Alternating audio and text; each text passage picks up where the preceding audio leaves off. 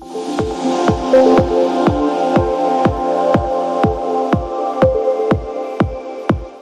ouvintes. Aqui Francisco Miné, estamos ao vivo com mais um canal INAC, Instituto Não Aceito Corrupção, debatendo os principais acontecimentos da semana. Hoje contamos com um time de especialistas para analisar alguns temas de grande impacto no Brasil e no mundo. E hoje eu tenho os seguintes convidados: Ismar Viana, doutorando em Direito Administrativo pela Pontifícia Universidade Católica e vice-presidente Norte-Nordeste da Associação Nacional dos Agentes e dos Auditores e Tribunal de Contas. Também comigo, Odilon Guedes Pinto, Júnior, economista, presidente de Corecon, especialista em orçamento público, nosso colega que sempre participa aqui conosco. Também comigo a escritora e mentora Célia Lima Negrão, produtora de conteúdo digital, de compliance e riscos, especialista em governança estratégica, LGPD e direito trabalhista. Também comigo o doutor Felipe Balera, doutor em Direito Constitucional pela Pontifícia Universidade Católica, professor universitário e advogado. Iniciando o nosso tema mais quente, né, é o tema que diz respeito ao resultado da primeira análise do processo que corre no Supremo Tribunal Federal e que tem por investigados o ex-presidente Jair Bolsonaro e 7 aliados que se tornaram réus no Supremo Tribunal Federal por tentativa de golpe de Estado, entre outros crimes. A decisão foi tomada de forma unânime pelos 5 ministros da primeira turma do STF, após denúncia da Procuradoria-Geral da República. Entre os acusados estão ex-ministros, militares e assessores próximos a Bolsonaro. O grupo responde por crimes como organização criminosa, armada e abolição violenta do Estado Democrático de Direito. Paralelamente a esse fato, uma pesquisa do Poder Data, divulgada na semana, apontou que 51% dos brasileiros são contra a anistia aos envolvidos nos atos de 8 de janeiro. Eu começo aqui nesse nosso tema quentíssimo, né, com a Célia. Célia, quais as possíveis consequências políticas dessa decisão para Bolsonaro e seus aliados? Além disso, quais serão os próximos passos do processo judicial e como isso pode influenciar o cenário eleitoral e institucional do país? Ciente que essa primeira análise de admissibilidade, né, que foi proferida entre segunda e terça-feira, ela apenas analisou a possibilidade de aceitação dessa denúncia, materialidade e autoria. Ainda não se analisou nenhuma prova, ainda não se tem nenhuma decisão definitiva a respeito disso. Célia, como é que você vê tudo isso? Qual a sua análise desse primeiro julgamento, dessa primeira análise? Boa tarde, primeiramente, boa tarde a todos. Obrigada pelo convite. É uma honra estar aqui com vocês nesse canal do INAC, a qual eu já fui conselheira e agora faço parte ali do CEID, que é o Centro de Integridade também do INAC. É um prazer estar aqui com vocês. Chico, olha só, essa decisão, a minha visão, assim, quanto a essa decisão do STF de transformar o Jair Bolsonaro e seus aliados, né, em réus, é um momento, no meu entendimento, de elevada tensão institucional, porque a gente está diante de uma judicialização, de uma possível conduta político-institucional com potencial de ruptura democrática, que é algo grave e que vai exigir do judiciário não apenas um rigor jurídico, mas um equilíbrio também, diante das consequências que esse processo pode ter na confiança das instituições. Então, é um momento de buscar um equilíbrio, né? do ponto de vista jurídico processual, como você mesmo colocou, começa agora o processo, né? Os próximos passos, então, a defesa vai reunir as provas, as contraprovas, depoimento de testemunha, oportunidade de defesa. Então, só no final que vai ser julgado o mérito de fato da acusação. É provável, pelo que eu tenho lido e que a mídia tem vinculado, que esse caso vai ser muito rápido. Então, estima-se ali que entre outubro e novembro já esteja definido, o que, considerando, né, o nosso padrão do judiciário, é considerado muito rápido, relativamente rápido, e tendo em vista a complexidade da matéria e o número dos envolvidos. Vamos ver como isso vai se desenrolar. Mas Bolsonaro, ele tem afirmado sistematicamente que é vítima de uma perseguição, ele alega inocência, né? E o que vai acirrar, então, esse conflito ali. Apesar da narrativa, né, do Bolsonaro ser rejeitada pela Polícia Federal, pelo Procurador-Geral da República, essa narrativa sempre contundente serve como assim um combustível ainda para manter a base dele ali, o bolsonarismo, mobilizada, e é uma base fiel e combativa. Diante disso tudo, assim, Chico, eu tenho visto que no julgamento ontem, né, ali no acolhimento da denúncia, o ministro Fux, ele se posicionou em relação às penalidades que vêm sendo aplicadas, especialmente esse caso da cabeleireira, né, que com 14 anos de prisão, ele foi bem coerente ali, ele também considerou que deveria esse caso ser julgado no plenário, formado pelos 11 ministros, que seria o mais correto, e não na turma, como está sendo feito. Então, nesse cenário todo, eu penso que o ministro Fux está bem equilibrado na análise toda do contexto, o que uma cautela, um equilíbrio exige nessa situação, como falei no início. Agora, se a gente for analisar o cenário político, eu penso que é bem profundo aí esse cenário. Porque a partir do momento que Bolsonaro passa a ser réu, né, isso vai restringir sua capacidade de articular, né? Vai impactar a base eleitoral, sua influência, por exemplo, nas Forças Armadas, no núcleo ali ideológico do bolsonarismo. Vai ter uma consequência, porque é uma acusação grave, querendo ou não, estremece ali essa movimentação dele. Mesmo sem uma, né, como foi dito, Chico, mesmo sem essa condenação, ele não está condenado, ele vai agora para um processo. O simbolismo que representa esse processo, esse acolhimento dessa denúncia vai fragilizar, penso eu, a sua liderança. Sobretudo aí com as questões da lei da ficha limpa, as restrições eleitorais, da justiça e tudo. Então, isso vai acirrar essa polarização política. Mas, Chico, esse dado que você coloca, que 51% da população é contrária, né, à anistia, indica aí que a sociedade está atenta, né? E pelo menos a metade exige uma responsabilização.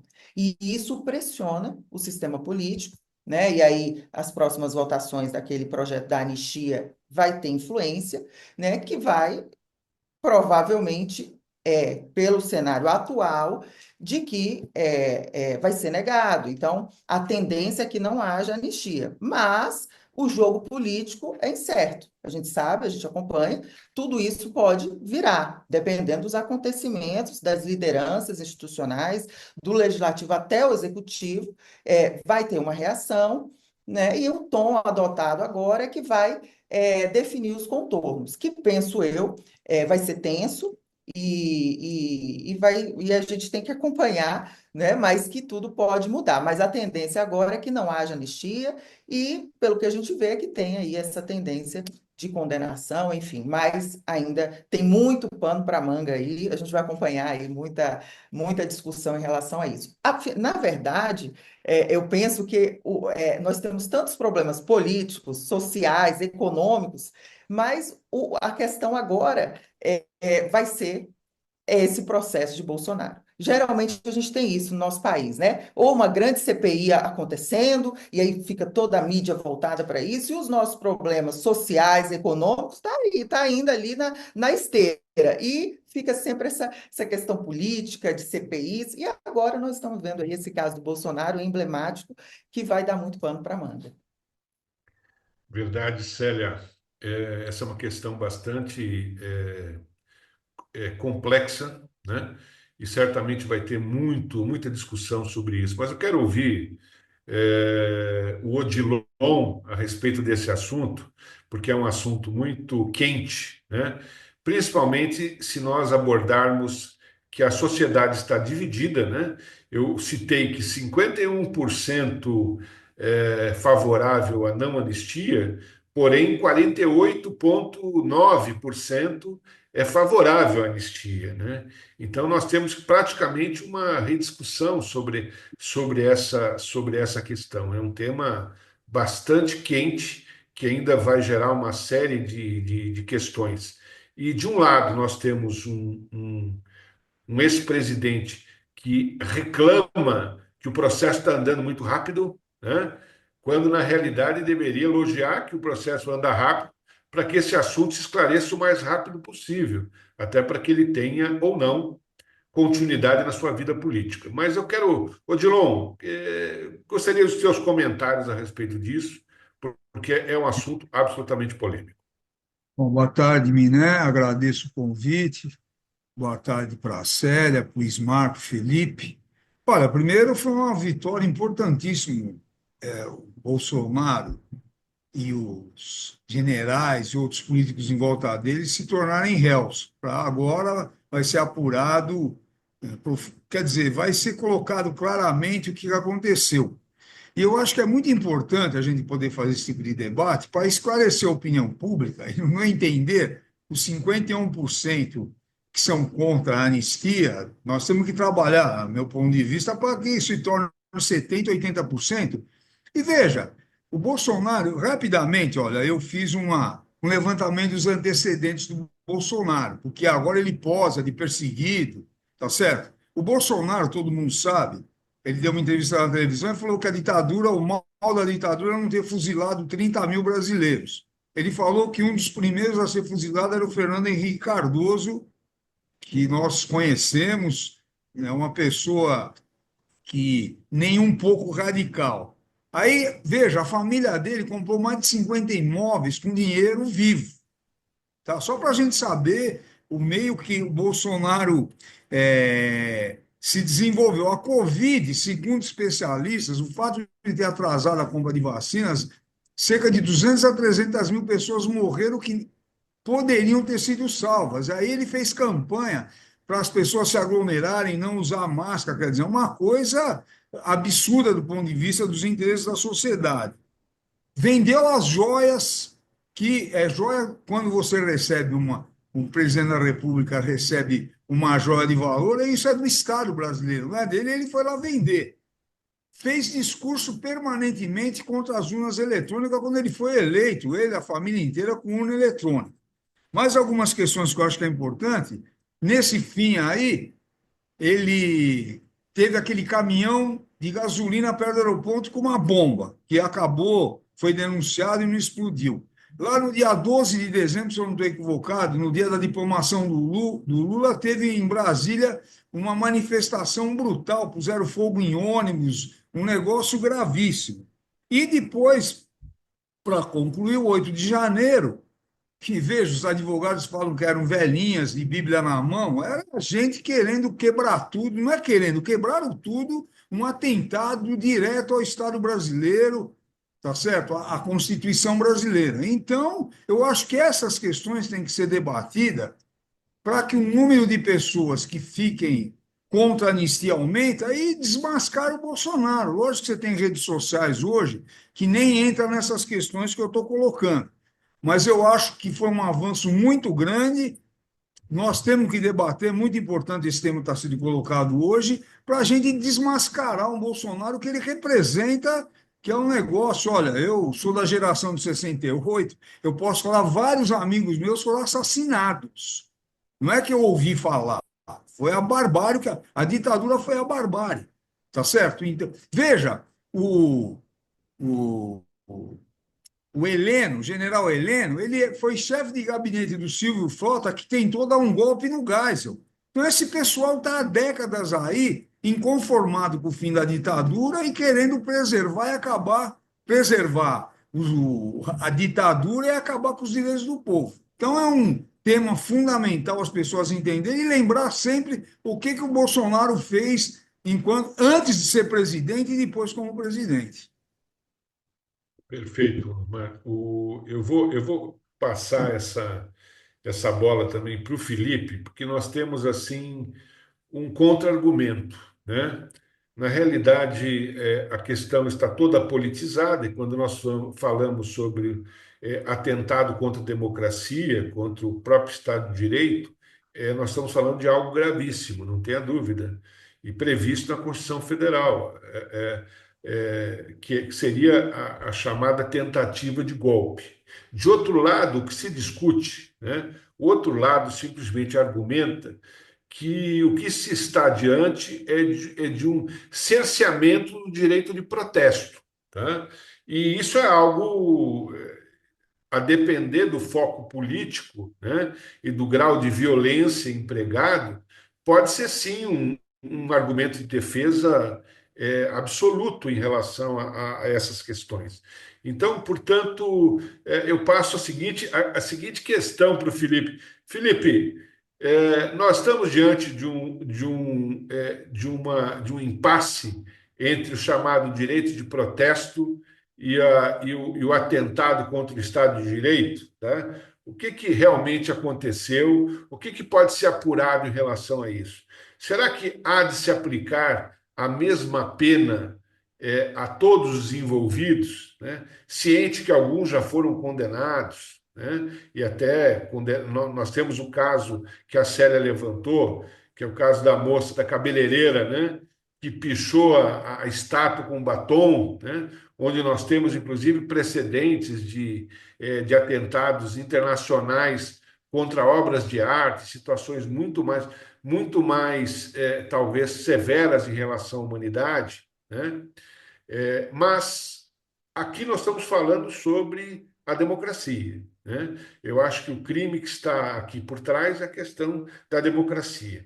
E ciente também de que nós tivemos, por parte do relator desse processo, uma possibilidade de tentativa de acordo, né? De oferecimento para diversas partes, né? Da possibilidade de admissão da, da, da chamada do chamado ato antidemocrático, né? Com uma série de sanções de natureza socioeducativas e que não foram aceitas. Então, nós estamos numa situação absolutamente politizada, né? Eu quero que, Felipe, que você levante faça esse comparativo entre a questão. Nós tivemos o que lá? Um protesto, né? Um direito de expressão, um protesto, ou nós tivemos um ato de violência, um ato de subversão à ordem e que atentou contra a democracia? Olha, Miné, primeiro eu concordo integralmente com o posicionamento do Dr. Odilon, e eu acho que realmente não foi de fato um passeio no parque, né? Foi um atentado ao nosso Estado democrático de direito. E até o direito de protesto, né, o direito de manifestação, não é um direito ilimitado, absoluto, né? Ele tem restrições. E essas restrições são, logicamente, os outros direitos fundamentais. Por exemplo, eu não poderia fazer uma declaração racista, e colocar isso na conta da liberdade de expressão. né? Esses direitos de expressão, de manifestação, eles são direitos que são limitados. E a abolição do Estado Democrático de Direito, e eu creio que essa era a intenção de quem estava lá naquele dia, né, não queria apenas pichar uma estátua ou quebrar uma obra de arte do nosso Palácio do Planalto, Congresso Nacional e do STF. Eles queriam, na verdade, que o nosso sistema democrático fosse rompido, instaurando, né, uma ditadura, né, com a recolocação no poder de alguém que tinha perdido as eleições poucos meses antes, né?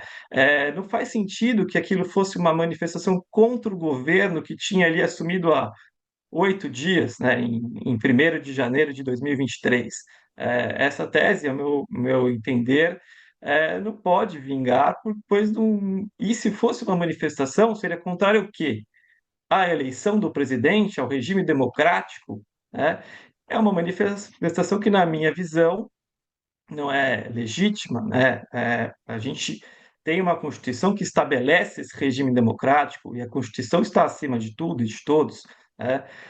Então, ao meu ver, eu entendo que não foi simplesmente uma manifestação, foi uma tentativa de ruptura do nosso sistema democrático. Perfeito, perfeito, Felipe. Snar, ainda dentro dessa ótica, nós temos uma questão bastante crítica para levantar, né? Que é exatamente o seguinte: nós tivemos todas essas questões e todo um conjunto de atos de preparação, né? Porque, na realidade, quando eu levantei a tese do chamado protesto, né? Nós tivemos um ato de preparação. E certamente esse ato de preparação ou de incentivo para que a população fosse até o Congresso, fosse até o Supremo e tudo mais, ou invadisse mesmo os principais órgãos públicos, isso teve inclusive facilitação de entes da própria administração. Como é que você vê isso numa análise geral? Todo mundo tem que tomar a mesma pena? Ou existe uma dosimetria em relação a isso? Boa tarde, Chico. Boa tarde, todos que integram aqui este ambiente plural de debates. Inicialmente, quero parabenizar o INAC, né, por abrir sempre esse espaço para discutir temas relevantes. Chico, o que me preocupa nesse cenário muito embora eu concorde que o Brasil ele oportunize o direito à manifestação, mas é manifestação pacífica. Então, se há argumento no sentido de que há um direito ao protesto, certamente eu acho que não se discute que esse direito ao protesto deve ser direito pacífico. Então, esse é um ponto a considerar, de modo que não podemos tratar como só menos importância uma depredação ao patrimônio público, que não é qualquer patrimônio público, é um patrimônio que representa os poderes da República, e, portanto, ali estão materializados ali o ambiente democrático, a liberdade de expressão, o livre exercício do voto. Então, por trás não se trata tão somente de um dano ao patrimônio público, como alguns quiseram colocar, certo? Por quê? Porque existe uma consciência e vontade, um motivo que levou alguns grupos a depredar aquele patrimônio que é nosso, perfeito. Só que assim, me preocupa a ferida institucional que pode ficar pós esse 8 de janeiro, a depender da posição das instituições. Todo o processo, ele depende de uma legitimidade, não é tão somente uma aplicação de sanção. Se valora fatos, se valora condutas e não tão somente pessoas, certo? Então, de modo que a legitimidade do processo é quem vai dizer os próximos passos da nossa democracia, do ponto de vista até de fortalecimento institucional, e se estamos preparados para poder coibir outros 8 de janeiro. Então, é preciso que se tenha um processo em que se respeite os direitos e garantias processuais, para que não incorramos em casuísmos, de modo que ambientes cíclicos não deixe todos aí a mercê de vontades de momento. Então, é preciso compreender que pressa não é razoável duração do processo. Então, querer um processo extremamente célere, apressado, certo? Pode ser que a gente incorra também em injustiças e volte mais. A gente pode deixar sequelas institucionais. Então, precisamos ter isso sempre em mente. Então, diversos países acabam atuando para interditar arbítrios. A própria Espanha, por exemplo, há uma previsão expressa, né? Há um princípio constitucional lá num texto deles de 78, que é essa interdição de arbítrio. O Brasil adota o direito de processo legal implícito e explícito. Então, eu vejo do outro lado, há uma polarização. De um lado, há uma crítica muito forte aos atos em si, do outro, há um questionamento sobre a legitimidade por conta de um desrespeito ao sistema acusatório não puro adotado pelo Brasil, que consistem em, basicamente, aquele que investiga e acusa não pode ser aquele mesmo que irá julgar. Então, essa simultaneidade de papéis desempenhada por um só agente, por outro lado também, tem gerado um discreto, Chico, eu acho que até daqueles que concordam que os atos são gravosos. Porque nós temos sistemas de responsabilização que devem funcionar sobre bases sólidas, e eu não diria tão somente de bases protetivas ou garantísticas, mas bases eficienticistas, ou seja, o que se busca é uma eficiência tal, de modo que se eu faço um processo assodado, esse processo posteriormente tende a ser anulado. Então, é preciso que as instituições ajam de forma ponderada, de forma firme, certo? Para que se garanta uma responsabilização exemplar. E, por fim, estamos tratando de um sistema de responsabilização criminal, mas devemos ter em mente que há outro sistema que será startado, que é o de responsabilização eleitoral, seja por meio das instituições que irão, de fato, se debruçar sobre direitos políticos, seja do povo realmente, basicamente, valorando se de fato houve um processo justo. Então, é preciso que esse processo seja exemplar, justo, de modo que o povo reflita e perceba, será que aquele que não se mostrou protetivo com esse ambiente democrático faz jus a se valer do direito ao voto, de ser votado e exercer a democracia, ou ele não é um democrata, ele é um ditatorial? Percebe? Então, assim, eu acho que a gente precisa ter um olhar mais crítico, um olhar acurado, um olhar também respeitoso ao nosso ordenamento jurídico. Então, se a Constituição nossa quis assim, se as leis brasileiras quiseram assim, o que nos cabe agora, enquanto instituição, é respeitar o que foi votado para processualizar, basicamente, né, quem quer que seja. Não apenas Bolsonaro, não apenas Ismael, não apenas Chico, não apenas quem quer que seja. Assim. É preciso que a gente tenha esse respeito aos direitos e garantias processuais para que legitime o processo e puna exemplarmente aquele que depredou com a intenção realmente de ferir a nossa democracia. Perfeitamente. Eu vou aproveitar, Ismar, e vou. Eu sei que você foi vice-presidente da Associação dos Auditores dos Tribunais de Contas, e eu queria aproveitar e pedir para você contar um pouquinho, tá, do papel do auditor, né, e dos diversos tribunais de contas que nós temos no país. Tá? Ciente até que nós tivemos uma polêmica, comentamos isso no programa passado, sobre a questão de uma decisão do Tribunal de Contas da União a respeito da chamada liberação de alguns presentes pessoais para os chamados presidentes e membros da administração. Isso foi algo assim que surgiu dentro de uma exceção. Mas antes de você responda e explique para nós o papel da auditoria do Tribunal de Contas e dos próprios tribunais de contas do país como um todo, né? Seria muito interessante que você também comentasse a seguinte notícia, tá? O Senado aprovou um projeto por 66 votos a 2, que na prática está mantendo o chamado orçamento secreto, tá?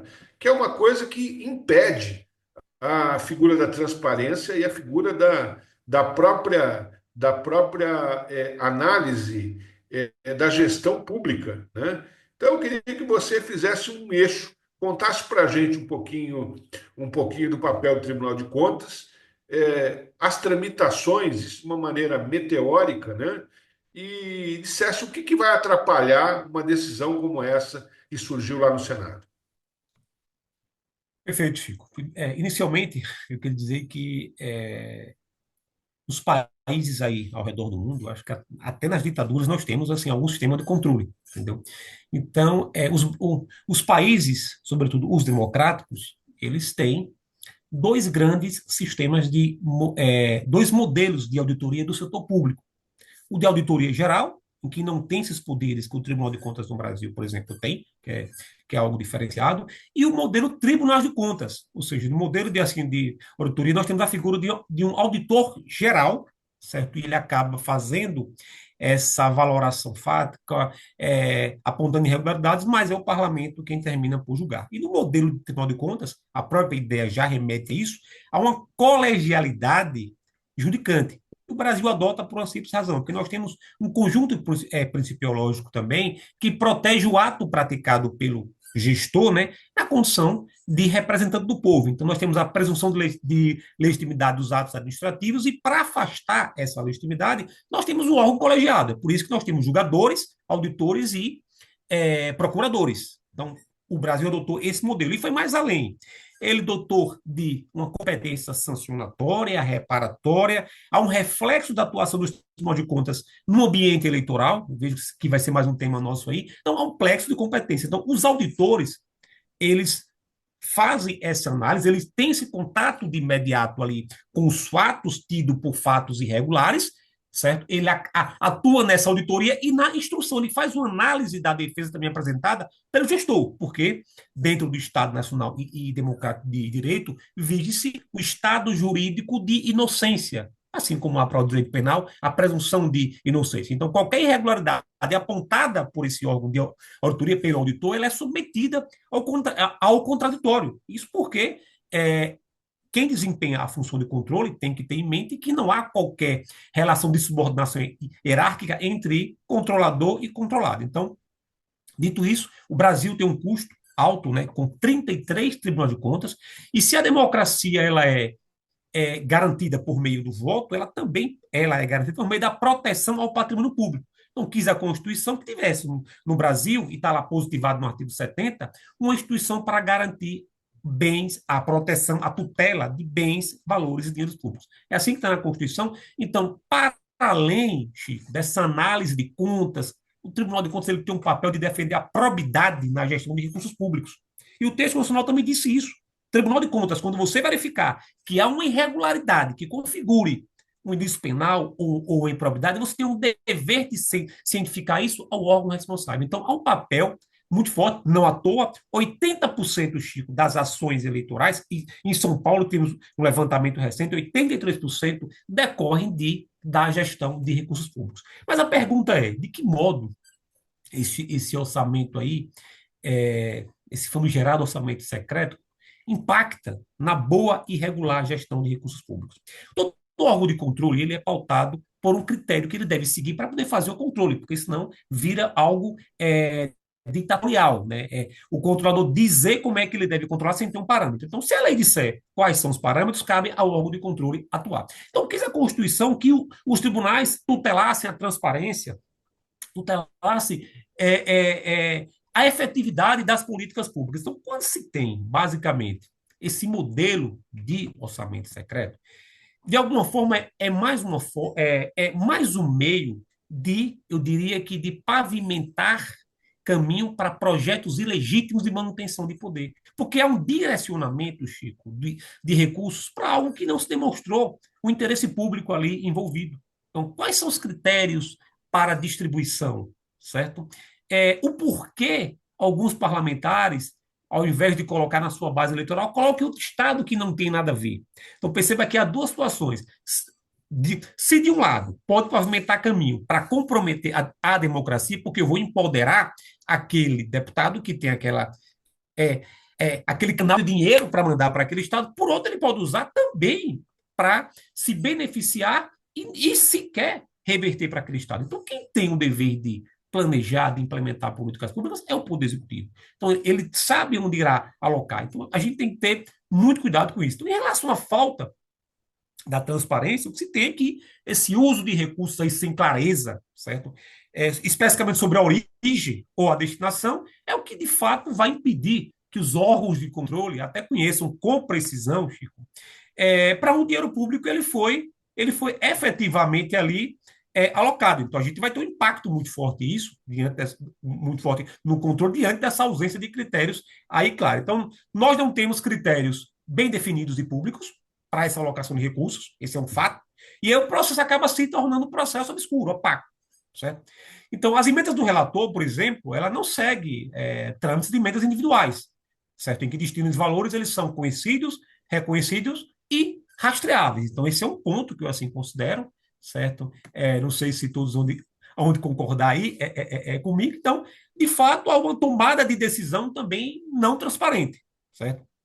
Então, essas decisões sobre repasses, sabemos que muitas vezes elas se dão ali, né, em ambientes reservados, sem documentação, enfim, sem justificativa ou até, Chico, sem uma análise técnica. Por que mandar para o município X e não para o município Y? Então, e eu acho que isso aí significa que a auditoria de controle externo ela necessita, até para poder validar os seus assinamentos, desse acesso à tomada de decisões, as razões que motivaram aquelas alocações. Então, nós temos relatórios também incompletos, sistema de registro, sabemos que são, assim, deficiência, e tudo isso vai gerar uma dificuldade dos órgãos de controle, especialmente, com maior razão, para os tribunais de contas, que cabe, como eu falei há pouco, a quem cabe, aos quais cabe aí, essa tutela de bens, valores e dinheiros públicos. Então, o dinheiro que está sendo destinado pelo relator não é dinheiro dele. Quem exerce função, Chico, não exerce função em nome próprio, exerce função em nome alheio. Então, se esses dados adequados, certamente os tribunais de contas, certo? Eles encontrarão até barreiras para avaliar a qualidade da gestão fiscal, certo? E isso pode realmente levar a erros nessa valoração por parte dos órgãos de controle. E mais além, isso termina também por tornar umas recomendações ou determinações infrutíferas, dado que se a gente trabalha com dados não íntegros e não confiáveis, as investigações preliminares elas podem não ter o sucesso ali, porque os dados eles não são realmente confiáveis. Então, tudo isso pode dificultar até o exercício da competência constitucional do Tribunal de Contas, que é de determinar que se corrija uma ilegalidade. E, por fim, eu acho que esse é o ponto central que todos precisam ficar atentos, é que, ao longo da história da República, da própria democracia, há caminhos que são utilizados para pavimentar, para legitimar projetos ilegítimos de poder, seja cargos em comissão, e aí o país discute muito o nepotismo, e agora vemos as emendas, porque você consegue dominar feudos. Então, esse favorecimento político, ele acaba minando a corrupção, certo? Porque, assim, com essa falta de clareza, de tecnicidade, a gente sabe que há uma maior chance de os parlamentares se utilizarem desses recursos para satisfazerem interesses exclusivamente pessoais, e aí com a base política, óbvio, né, que é quem vai elegê-los, e trocando aí esse apoio legislativo por investimento em regiões em que ele tenha mais voto, certo? Isso acaba também fragilizando a própria democracia. E sem contar também, né, como alguns especialistas assim apontam, esse impacto na concorrência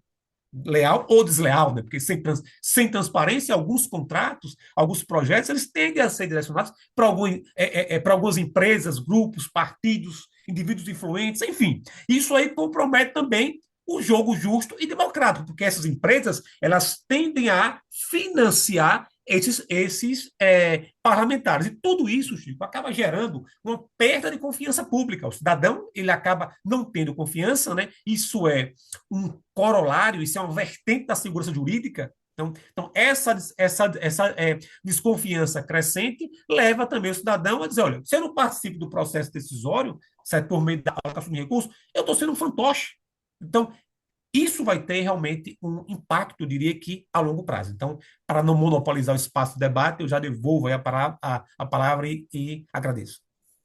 Muito bom. Odilon, você que é um especialista em orçamento, né? Um dos grandes problemas do Estado brasileiro é que nós temos políticas de governo e políticas de Estado. E quando nós falamos em questão de orçamento, com esse orçamento secreto, né, nós temos ainda uma chamada polarização de direita e esquerda, onde a direita diz que a esquerda não cumpre orçamento, né? Sendo que no exterior, se você for analisar o trabalho das democracias no mundo inteiro, por exemplo, Espanha, né? O Partido Socialista Espanhol tem profundo respeito ao orçamento como um todo, né? Agora, como é que se pode controlar um orçamento que é secreto, né? Que não se sabe para quem, para onde, né? E dentro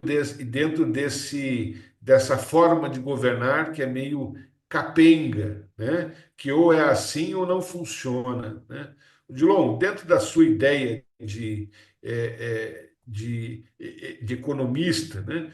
Como é que a gente pode mudar essa ideia para uma política de Estado, não uma política de governo? Olha, eu fui vereador aqui em São Paulo, fui da Comissão de Finanças e Orçamento da Câmara Municipal por 2 legislaturas e fui subprefeito, e o meu mestrado é na área de orçamento público, a dissertação de mestrado. Essa questão do orçamento secreto, tá, isso é um absurdo que não existe em nenhum lugar do mundo. Quem é o responsável pelo orçamento é o Poder Executivo, que arrecada os tributos, e é ele, por exemplo, no caso do governo federal, é ele que sabe dos problemas do Brasil, do ponto de vista de conhecer a realidade, fazer planejamento e destinar verbas. Lógico que o Poder Legislativo é um direito de fazer emendas, mas emendas pontuais, não canalizar 50 bilhões para atender currais eleitorais para os deputados se perpetuarem. E os deputados e os prefeitos se perpetuarem que recebem essas verbas. Isso está completamente fora do ponto de vista da Constituição Federal, tá certo? Que ela determina o que é orçamento público. É importante destacar que o orçamento é o coração do governo. Então, todas as receitas públicas estão registradas no orçamento e você não pode fazer uma despesa se não tiver no orçamento. E aí foi se inventando essa questão do orçamento no governo passado, orçamento secreto, para o governo ter maioria e não ser cassado. Aí isso já avançou e hoje você tem uma maioria no parlamento extremamente conservadora que vai se perpetuando. Então, o que é necessário fazer? Um debate na sociedade, que a gente está fazendo agora aqui. Agora, isso precisava ser ampliado para as lideranças sociais, tá? Os movimentos sociais, sindicais, de trabalhadores, de empresários, porque a grande questão que eu coloco é que a maioria das pessoas no Brasil não conhece nada de orçamento. Só para dar um exemplo, eu escrevi recentemente um artigo no Correio Brasiliense. Esse ano aqui você tem o plano plurianual. É um plano que é feito, elaborado no primeiro ano dos prefeitos, do governador ou do presidente. É um plano importantíssimo de 4 anos de investimento. Tá certo? Que ele é decisivo para os municípios e a maioria da sociedade nem sabe o que é. E nem parte dos vereadores. E muitos prefeitos acham que vai lá, olha, bota 5% a mais de inflação e faz. Quando o Estatuto das Cidades coloca que o plano diretor tem que estar vinculado ao plano plurianual e ao processo orçamentário. Então, por exemplo, isso que você colocou, como é que você rompe com isso? É a sociedade entendendo a importância. Só mais uma questão que eu acho que é necessário destacar. Nós aqui do Conselho estamos fazendo uma campanha que chama Orçamento Público com Transparência Popular, que a gente tem visitado municípios e apresentado para os prefeitos como deve ser feito, como é que deve ser apresentado para o povo. Eu fiz essa experiência quando eu fui subprefeito de Jabaquara. Colocava na sala onde o povo entrava, em vez, por exemplo, de colocar serviços de terceiros, colocava lá empresa de recapeamento, de limpeza de córrego, quanto tinha de orçamento e quanto gastava cada mês e distribuía para todo mundo. Isso deu um apoio enorme para a subprefeitura. Então, a nível federal, o INAC faz um papel extremamente importante da gente combater a corrupção e à medida que esse orçamento secreto ele acontece desse jeito, você imagina o que acontece, que as denúncias que saem, que você nem sabe o deputado que encaminhou os recursos e o que você falou, o deputado do estado manda para o outro. Coisas absurdas que a maioria das lideranças sociais não consegue entender claramente isso. E aí, para finalizar, não é o povão. Você precisa pegar as lideranças da Fiesp, da Febraban, das centrais sindicais e elas participarem desse processo. É fundamental, porque senão o país vai ficar na mão e desses deputados que se perpetuam no poder. Então, essa é uma análise geral. Para romper com isso, a sociedade precisa entender o que é orçamento e poder participar. Perfeitamente, Ismael, exatamente isso.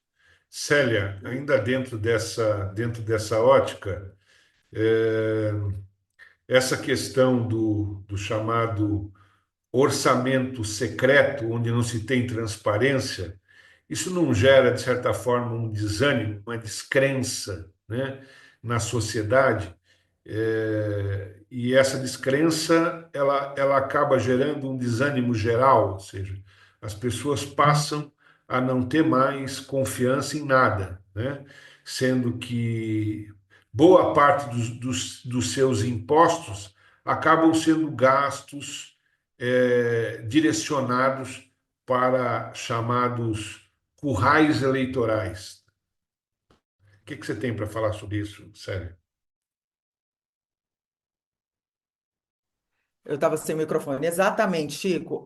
Eu escrevi dois artigos, ou foram três artigos, inclusive lá para o INAC, para o Estadão, sobre o orçamento secreto. Eu considero esse orçamento secreto o maior esquema de corrupção do nosso país, institucionalizado. Essa é a verdade. A gente lutou para combater o mensalão, todo aquele esquema, mas acontece que agora a gente tem uma institucionalização da corrupção. O que o doutor Ismar falou, o doutor Dilon complementou, é exatamente isso. Não há clareza, é uma afronta à integridade. Eu, como especialista de compliance, que a gente defende a integridade das instituições, a transparência, acaba que isso se perde. E é realmente a população que fica refém. Como você disse, é o nosso imposto que nós pagamos, que está sendo desviado para projetos que muitas vezes não vão resolver a situação daquela população, daquele município.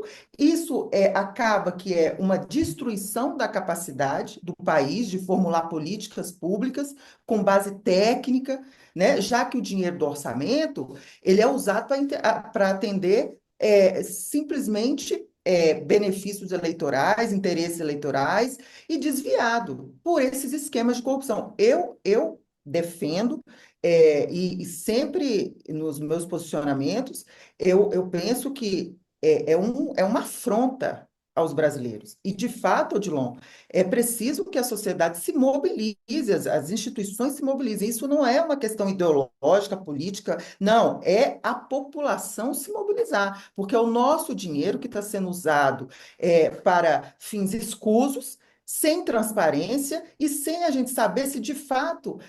Quer dizer, não está sendo usado para nada, porque a gente vê que os nossos índices de pobreza, nossos municípios, quem viaja, eu viajo muito aí pelo país, a gente vê a situação cada vez mais agravante. A gente tem políticas básicas de saneamento, de distribuição de renda que não existe. Então, assim, é fato que a gente precisa ter transparência, a gente precisa fortalecer, e esse orçamento secreto, ele destrói a governança pública, em todos os aspectos. Eu considero, nos últimos tempos, essa ampliação, agora parece que o Senado decidiu, né, agora continuar com o orçamento secreto, quer dizer, são 20 bilhões que a gente não tem transparência e não há quem mude esse cenário.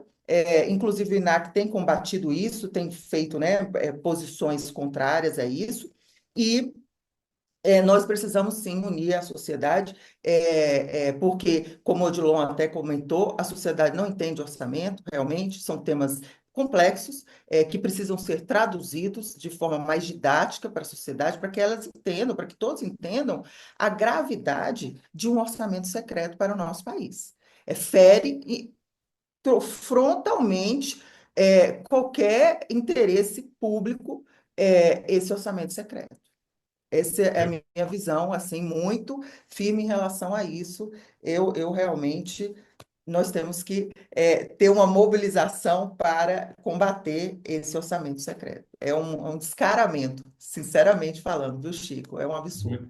muito, muito bom, Coisas que Sério. acontecem no nosso país que vão Verdade. passando, aí vem agora a situação do Bolsonaro, vem outras situações, vem o tal do empréstimo, né, do Lula Sim, agora, enfim, e aí vão sem tomando dúvida. e o orçamento secreto vai ficando para trás, né? Perfeito. Enfim, casos como esse vão ficando de lado. Verdade.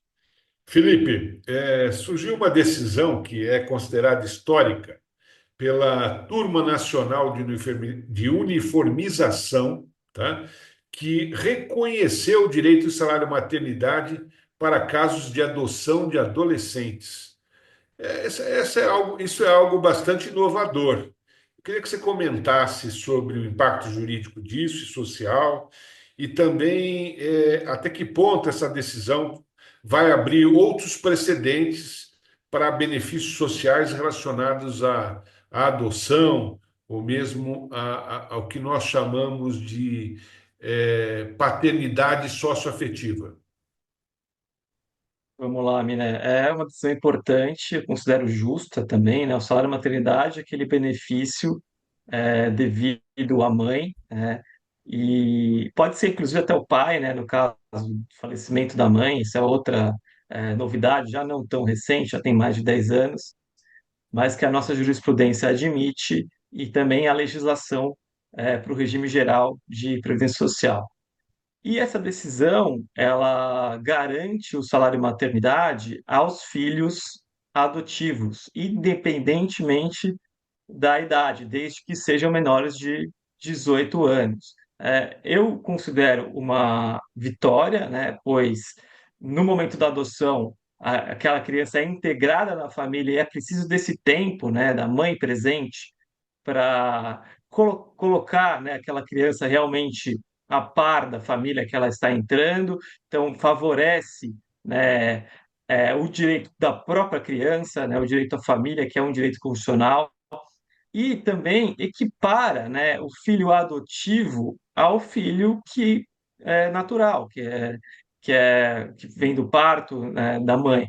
E a nossa Constituição Federal ela é bem clara no artigo 227 da Constituição Federal em equiparar os filhos de qualquer natureza, inclusive os filhos adotivos, né? Eles têm os mesmos direitos e qualificações dos filhos biológicos. Não pode ser permitida qualquer discriminação em relação a isso. E com relação aos precedentes, né, a gente tem uma distinção entre o regime geral de previdência social, né, que é do INSS, né, e o regime próprio de previdência social, que são dos servidores públicos. A lei 8112 de 90, que disciplina o regime próprio dos servidores públicos, ela traz distinções, né, com relação ao filho adotivo e ao filho biológico, né? A licença gestante do filho biológico é de 120 dias, enquanto que a do filho adotivo pode ser de 90 dias, se a criança tiver mais de um ano, ou tiver menos de um ano, ou de 30 dias se a criança tiver mais de um ano. E essa é uma previsão legal que é bastante criticada. A gente já teve até decisões do Supremo Tribunal Federal reconhecendo a inconstitucionalidade dessa distinção, né, entre filho adotivo e também o filho biológico, considerando que a lei do regime próprio de previdência social deveria considerar todos iguais, né, ampliando a licença maternidade para a mãe adotiva, né, e com 120 dias, independente da idade da criança que vai ser adotada. A decisão da Turma Nacional de Uniformização ela é boa, claro que ela não é definitiva, né? Pode ser que o Supremo Tribunal Federal tenha algum posicionamento diverso, mas ela vai na linha de equiparar os filhos biológicos aos filhos adotivos, como a nossa Constituição fez. Muito bom, Felipe. Nós estamos chegando no nosso final, mas ainda dá para responder meteoricamente mais uma pergunta. Odilon, ainda dentro daquela ideia de políticas públicas, o governo federal apresentou uma proposta de programa de crédito para populações endividadas, que é o chamado empréstimo do Lula, tá? Que está gerando uma série de polêmicas, porque ele é lastreado no fundo de garantia, né? Odilon, será que essa é uma boa medida? Ou, a bem da verdade, o governo federal está, mais uma vez, criando mais um mecanismo de endividamento da população? Olha, é um tema que precisa ser aprofundado, debatido na sociedade, e nós temos, acho que cerca de 70 milhões de pessoas, famílias endividadas. E uma pessoa endividada, ela uma parcela grande da renda vai para pagar o que ela deve, os juros dessa dívida, e ela deixa de consumir muita coisa. Agora, à medida que você faça um empréstimo, mesmo que seja baseado no fundo de garantia, que o governo arrecada dezenas de bilhões por mês de fundo de garantia, né? Lembra? É 8% do salário que o patrão tem que depositar para o trabalhador todo mês. Então, é uma medida que visa recolocar o trabalhador no mercado de consumo, resolver um problema central para ele, tá certo? E o governo, logicamente, precisa ter todas as garantias de que ele vai receber o que ele está emprestando, tá certo? É um debate que a sociedade precisa aprofundar e que ela precisa estar atenta para impedir qualquer tipo de ação do governo que mais para frente você tem uma inadimplência enorme, etc. Então, é um tema que precisa ser discutido e que o fundo de garantia ele não faz parte do orçamento, ele é uma reserva dos trabalhadores para quando ele se aposentar. E agora você mudou muito, porque logo que o fundo foi criado era para quando a pessoa se aposentasse ou quando casasse, tá certo? Ou se morria viúva ou viúvo pudesse sacar. E aí foram mudando pelas próprias condições de crise da sociedade brasileira. Mas o governo está lançando mão dessa questão para favorecer as pessoas a voltarem a consumir e também esses empréstimos aí vão ser um juros menor do que os juros de mercado aí, que isso favorece essas pessoas endividadas. Muito bem. Célia, ainda dá para falar 30 segundos sobre esse tema. Você tá desligada. Você está sem áudio. Desculpa, novamente estava desligado. Não obstante, viu, Odilon, assim, ser uma medida que pode desafogar a população num momento em que muitos estão endividados, enfim, penso eu que é mais uma medida que vai piorar a situação do endividado. Os juros são altíssimos, o dinheiro do FGTS é de propriedade do trabalhador, usado para uma garantia de desemprego do futuro, enfim, pode ser sacado em casos específicos, e é uma poupança que o trabalhador tem. E o governo, acredito que está se apropriando desse valor, colocando um empréstimo e vai usar isso como um argumento eleitoreiro. Achei um absurdo o posicionamento da ministra em dizer que tá alto o juro, pega o empréstimo do Lula, né?